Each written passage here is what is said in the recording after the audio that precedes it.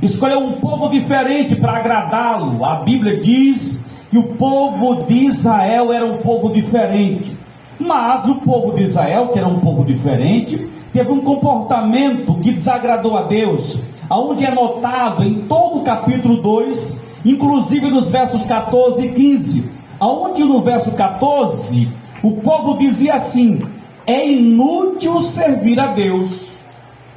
A pessoa chega ao ponto de dizer assim: é inútil ir para a igreja, é inútil ser crente. Por que ser crente? Se eu posso ser crente da minha fé, do meu jeito, porque igreja não muda ninguém, quem muda é Deus. Se eu desejar essa mudança e eu estando em casa, eu posso ser transformado. Basta eu acender uma vela em casa às 6 da noite, ou basta eu abrir a Bíblia no Salmo 91 e eu começar a falar com meu Deus do mesmo jeito. E aí esse pensamento entra na mente. Que pensamento é esse? É inútil servir a Deus. Era o pensamento da época em Israel, porque as mudanças não surgiam de repente, porque as vitórias vinham devagar, porque sorria um dia e chorava 2 dias. E aí vem aquela pergunta: é inútil servir a Deus? Então Deus usa Malaquias, o profeta, para dizer assim: olha, vocês não estão me agradando. A Bíblia vai dizer, aleluia, nesse mesmo capítulo 3, no verso de número 15, que as pessoas diziam assim também: não é bom mais servir a Deus, porque nós estamos vendo os soberbos crescendo, os vaidosos superando as lutas, e nós que somos de Israel pelejamos e não estamos vendo nada. Então Deus, ele começa a revelar a motivação daquele sofrimento que era contínuo, aquela luta que era contínua, e Deus começa a mostrar. O texto diz, irmãos, louvado seja Deus, aleluia. Olha só, vamos voltar um pouquinho, Malaquias capítulo 1. Aí Deus começa a mostrar as razões pelas quais o povo tanto reclamava e dizia: não é bom servir a Deus não, que Deus é esse? Como se fosse de alguns dos dias de hoje. Aí Deus começa a mostrar, vamos lá, o que era? Vamos lá, verso de número 6, diz assim, meu irmão, primeiro 6, olha só: o filho honrará o pai, e o servo ao seu senhor. E se eu sou pai, onde está a minha honra? É uma pergunta. E se eu sou o Senhor, aonde está e se eu sou o Senhor, onde está o meu temor? Diz o Senhor dos exércitos a vós, ó sacerdotes, que desprezais o meu nome e dizeis: em que desprezemos nós o teu nome? Só até aí, por enquanto. Então Deus está falando assim: vocês estão dizendo que não é bom servir a Deus porque não vê mudança de nada. Mas vocês estão observando o sacerdote. Quem são os sacerdotes daquela época? Seriam os pastores de hoje, seriam os pregadores de hoje, seriam os profetas de antigamente de hoje, seriam os crentes que conhecem a palavra nos dias de hoje. Os sacerdotes eram pessoas na época que não estavam honrando a Deus.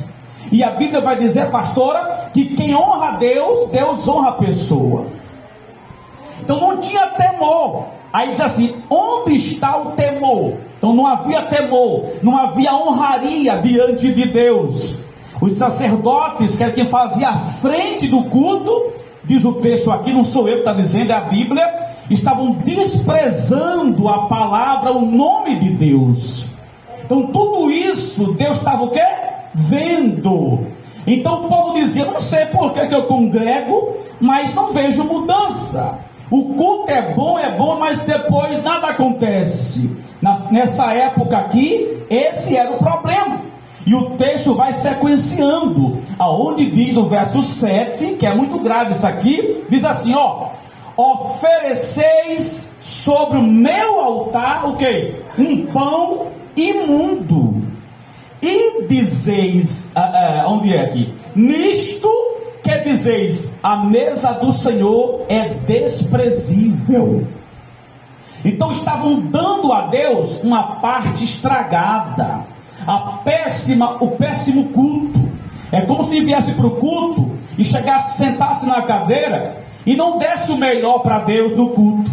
Ficasse mastigando chiclete, conversando, bebendo água sem sede, mangando do chinelo, do paletó do vizinho, do irmão da cadeira, dos dentes quebrados, do cabelo assanhado. Isso não é dar o melhor culto a Deus. Então o texto diz, igreja, meus irmãos, essa noite, que isso estava soando nos ouvidos do Senhor, e a Bíblia vai dizer, aleluia, que Deus vai mais além, usando o profeta Malaquias e desbulhando tudo aquilo, chegando inclusive a dizer assim: olha, porque quando trazeis um animal cego para o sacrificardes, não faz mal, e quando ofereceis o coxo ou o enfermo, não faz mal, é besteira. Pronto, só até aí.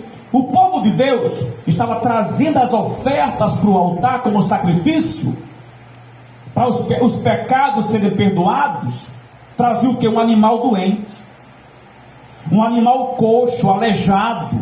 Os irmãos já sabem disso, que quando, antes de Jesus nascer, para sarar os nossos pecados pelo sangue do Cordeiro, não era assim antigamente. Quem pecava ia ao sacerdote com o animal para ser morto no altar como sacrifício, o sangue derramado, e era perdoado o pecado da pessoa. Mas quando a pessoa ia até o Senhor doar a oferta do animal, não escolhia o melhor animal, levava o quê? A péssima oferta. Para Deus, Deus sabe, Deus está vendo que eu não posso, é assim mesmo. Não, Ele é o melhor para a sua vida. Então Deus estava observando que estavam dando uma oferta estragada. A oração não vale porque foi a pior oração que se fez. A Bíblia diz, irmãos, que não sabemos orar como convém. Nem orar direito eu sei, nem você sabe. E quando nós não estamos habilitados a agradar a Ele, a nossa oração fica mais terrena possível. Ou seja, me dê logo, eu quero isso para a minha vida, para a minha casa, meu carro, para a minha moto, só terreno. Então não sabemos pedir, porque o texto diz, Paulo a Timóteo, que pedimos para os nossos próprios deleites. E daí surge a necessidade de pedir a Deus em oração, para que Ele nos ensine a orar pelo Espírito, porque orando pelo Espírito, nós agradamos aos céus, porque é uma oração meramente espiritual. Não sabemos fazer nada, irmão, sem Deus ajudar. Até para dar a Deus, nós damos mal. A oração terrena, a pregação que só fala de um ensino coach. O que é um ensino coach? É uma pregação que até fala bem, até é bem profundo o ensino, mas não fala de Jesus. É os coaches, que são pregadores que são formados para ativar o cérebro humano de uma forma que prenda ele diante do pregador, mas desliga-o de Jesus. Então dá a péssima pregação, dá a péssima oração, dá o péssimo louvor. Por quê? Porque eu canto, mas eu não canto para Deus, não canto para a glória de Deus. E aí eu não ensaio, não me consagro, sabe? Eu vou cantar de qualquer, porque eu acho bom cantar. Isso aqui é desprezível, isso aqui é imundo, porque não é a melhor parte que estamos dando ao Senhor. Eu tenho um ministério, mas eu não estou focado no ministério, eu estou focado em tudo, na política, eu me envolvo em política, em educação, em agroecologia, em saúde, em esporte, e na religião, na igreja, eu fico, quando dá certo eu vou para lá. E aí eu estou dando a melhor parte, não, a péssima parte para Deus. E aí quando eu vou ofertar, no caso dos dias de hoje, já o Novo Testamento, nos dias, eu vou ofertar, eu trago o quê? As moedinhas batendo umas nas outras e coloco na salva, jogando como se fosse o papel no lixo. E aí eu estou satisfeito comigo, mas Deus não está satisfeito conosco. Por quê? Porque Deus, Ele deu o seu melhor, que era o Filho dele, para morrer por todos nós. Não é eu, é a Bíblia que diz que nós éramos o quê? lamaçal do pecado, trevas. E ele deu, mesmo assim, o que era de melhor, o filho. E eu digo sempre, né, quem é pai, não todos, mas muitos pais, se alguém tocar no filho, aí a confusão começa. Porque bateu no filho, o filho chorou, eu vou lá tomar as minhas dores. Aí Deus, que é bom, deu o filho todo para morrer porque não prestava como nós. E nós não damos o melhor culto ao Senhor. É por isso que nem todo culto agrada a Deus. Ah, porque eu vou para ali? Porque ali tem Deus. Depende. Se estão buscando a Deus, agradando a Deus, invocando Ele para estar ali e agradando ao Senhor, o culto não é vazio nem é pagão. Mas se for assim, Deus diz: ó, está me desagradando, me despreza, porque dá a pior parte. A pregação não é guiada pelo Espírito Santo. O louvor é um louvor gospel, não louvor cristão. Então é diferente o gospel do cristão. O gospel, Geilson, é mercadológico, é mercadoria. O gospel é empresa, é vender, é comercializar, é fama, é assinatura, é contrato. Mas cristão é cruz. Aleluia! Cristão é renúncia. Cristão é oração, é gemido. Cristão é você querer vir para o culto, vem mancando, mas vem porque você sabe que se parar é pior. Ser cristão é se parecer com Jesus. Ser cristão não é gostar de palestra, de piadinha no altar, porque para sorrir é só no circo. Ser cristão é ouvir pregação do Evangelho, é Bíblia. Eu não gosto de Bíblia, então vá para outro lugar. Porque ser cristão tem que andar com Bíblia, tem que conhecer a Bíblia e tem que mastigar a Bíblia para se fortalecer com a Bíblia na mão. A Bíblia diz, irmãos, que estavam profanando o altar. Isso foi nos tempos do profeta Malaquias. E aí você começa a entender, irmãos, que não basta apenas dar para Deus uma oração. Já orei ali 2 minutos. Passou o dia todo em casa, mas só orou 2 minutos, irmão. Não é pouco não, irmão. Aí passou 32 horas na televisão, vendo o quê? A Xuxa Meneghel. Então isso foi um culto fraco. Deu o seu melhor, irmão. Deu o seu melhor para Deus, porque esse culto é desprezível, irmão. Então Deus estava vendo tudo aquilo. E o povo só dizia assim: eu não vou mais servir a Deus, que é inútil ir para o culto.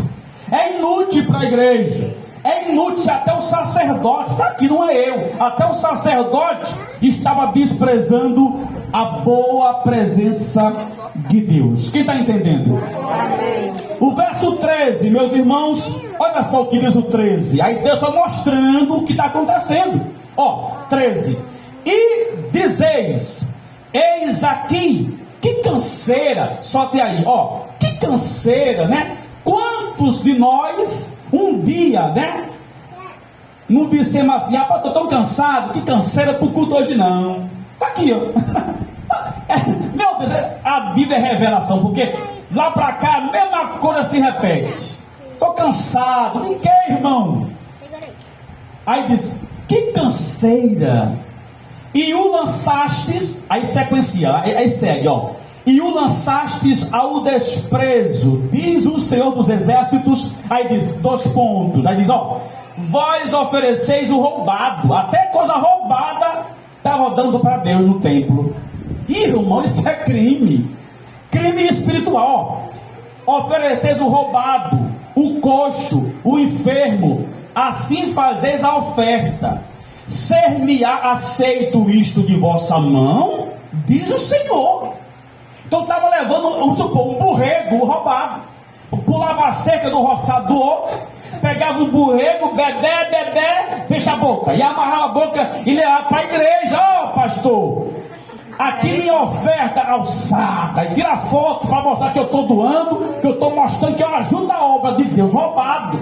Isso aqui não é eu que estou inventando, é só você ler em casa para meditar no verso 13. E Deus não está o quê? Recebendo. E para inteirar, irmão, isso aqui é muito complicado. É muito complicado. O verso 14 é forte. Olha só: pois maldito seja o enganador que tendo animal no seu rebanho, promete e oferece ao Senhor uma coisa vil. Porque eu sou o grande rei, diz o Senhor dos exércitos, o meu nome será tremendo entre as nações. É amaldiçoado, irmão Pereira, aquele que tem o melhor, mas dá ao Senhor coisas vis. Ou seja, se você pode vir para o culto 3 vezes por semana, dá o melhor, só vem no sábado.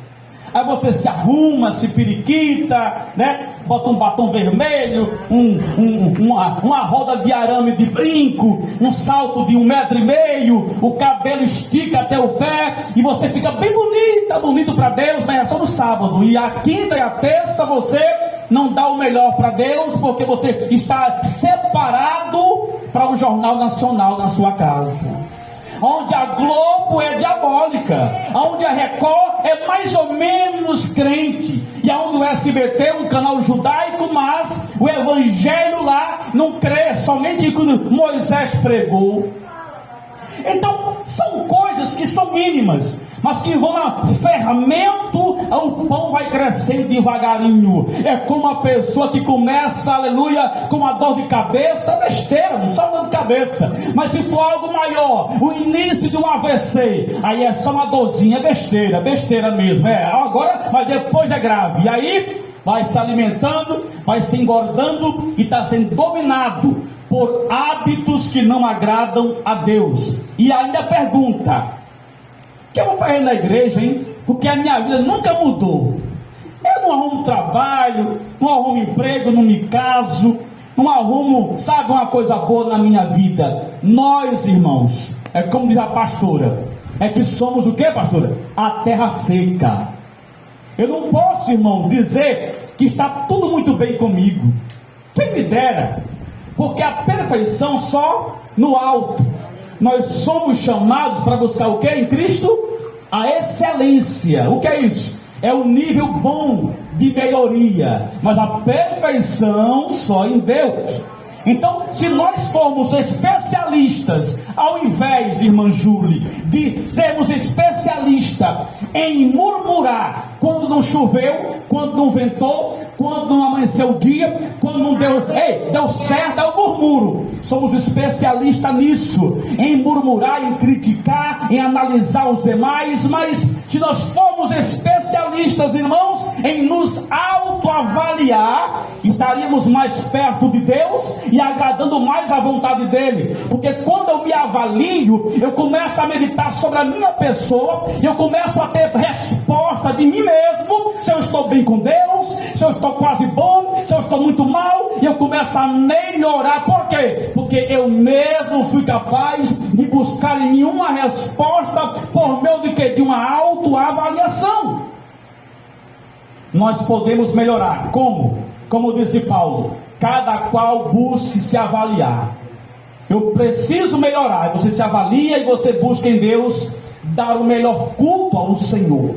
Então, aí mais na frente, o texto vai dizer, irmão, no capítulo 3, irmãos, no capítulo 3 vai dizer que o povo estava roubando a Deus agora. Vamos lá, quem lembra? Primeiro, o povo estava o quê? Dando a pior parte para Deus. O que sobrou, o que está podre, o animal aleijado, cego e roubado. E agora, irmãos, quando o povo plantava, porque Israel era tudo muito rural, muito sítio. Israel não é que nem São Paulo hoje moderna.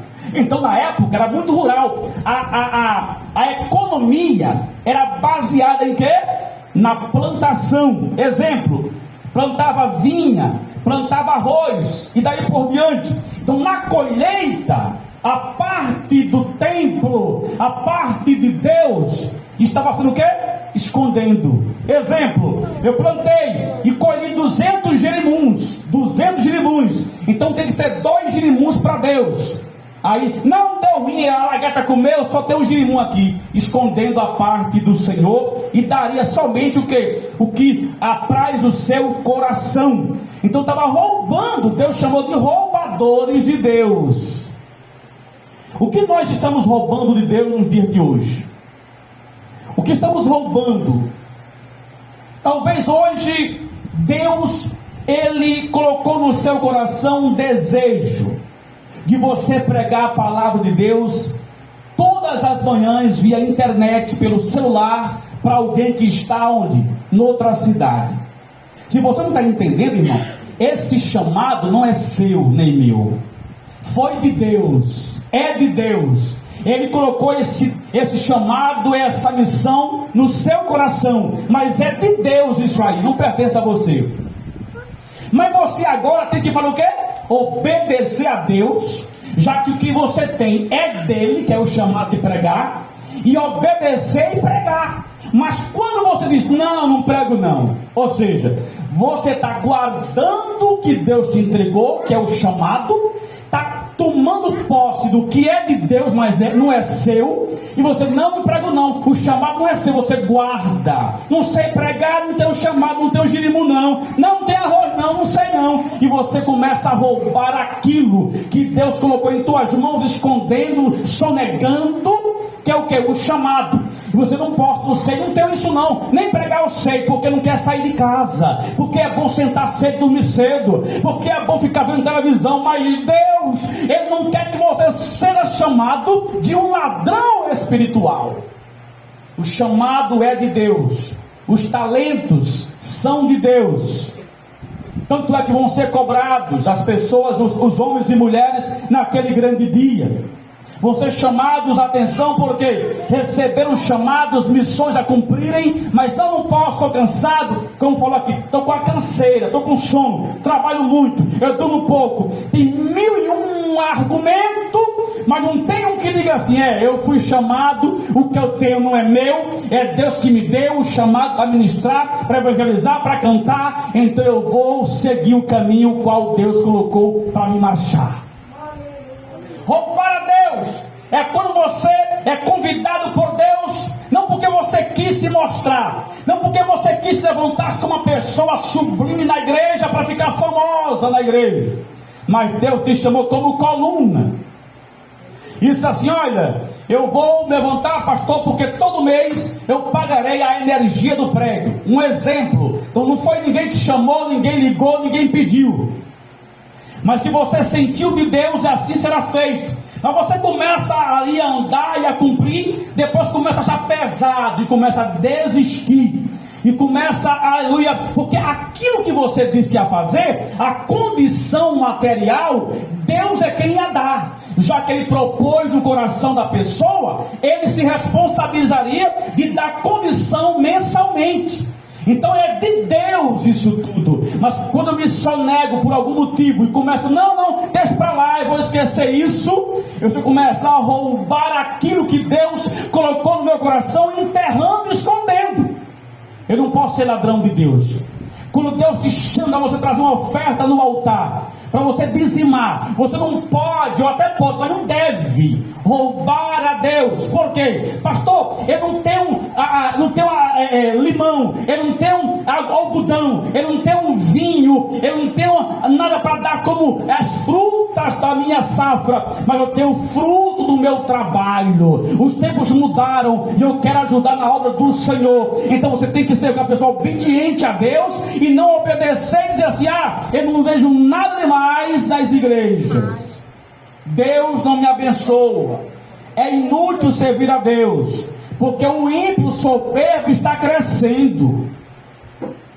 Esse livro aqui é um livro que fala do que nós podemos dar a Deus de melhor, e aquilo que nós podemos fazer como avaliação em nossa própria vida.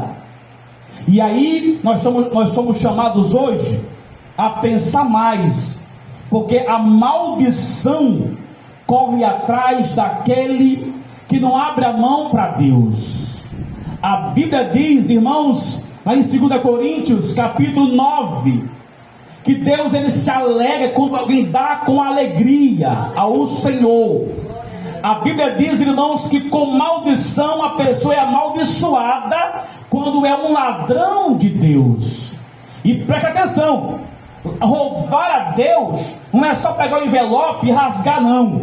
É roubar a Deus de várias formas. Ofertar a Deus não é só em monetário, não, monetização, não. Ofertar a Deus é chegar no culto, fechar os olhos, só abrir quando terminar, só adorando. É dar a Ele a oferta do culto racional. É dar a Ele tudo, inclusive o quê? O seu culto a Deus. E não dá o que restou, o que sobrou. Dá o seu melhor. Envolve tudo isso. E Deus diz assim: se você fizer isso, dá o melhor para mim, faça a prova de mim. Faça a prova de mim. Que do céu eu derramo bênçãos como a chuva seródica, como a chuva grossa. Faça a prova de mim. Algumas pessoas, irmãos, não se lembram que lá em Provérbios diz que aquele que abençoa abundantemente também será abençoado 2 vezes mais. Trazendo para a linguagem de Almeida atualizada: se você plantar, você colhe. Você hoje é convidado a dar o seu melhor culto, a orar mais durante o dia, a ter mais um hábito de ler a Bíblia mais todos os dias, a buscar mais se envolver nas coisas de Deus, que Deus vai derramar do céu vitória. Eu aprendo uma coisa, irmãos: quanto a você se envolve na obra, mas Deus te chama, te capacita, mas o pastor confia em você como servo de Deus, mas você é usado por Deus e a tua casa é protegida. Por quê? Porque se você cuida das coisas de Deus, Deus cuida da tua casa. É assim que acontece. Então Deus, ele estava vendo tudo aquilo, e Deus usou o profeta para dizer: estão dando a mim a parte que sobrou. Então comece a vir para o culto terça, quinta, dando o seu melhor. Coloque a melhor roupa também na terça-feira, na quinta-feira. Escova o seu cabelo na quinta, na terça, se você puder e quiser. Convida alguém, mesmo sem cantina, mesmo sem fotografia, sem filmagem, no sábado, na terça é culto normal. Vai pregar quem vai pregar? Josimar. Amém. É uma bênção também. Dê o seu melhor culto, porque Deus, ele está vendo quem tem um coração voltado a Ele ou não. E Ele sabendo de tudo, irmão, nós não podemos andar para frente. Aliás, é para frente e para trás, para frente e para trás, como a cantiga do grilo, e aí ficamos barbudo na igreja, como diz Jorge Mariano, dormimos no altar, um colchão, mora aqui, o endereço é aqui, mas a vida é do mesmo jeito. Por quê? Porque nós, de um modo geral, fomos criados para querer, para receber, e não para dar a Deus o melhor. Amém? Aplauda Jesus.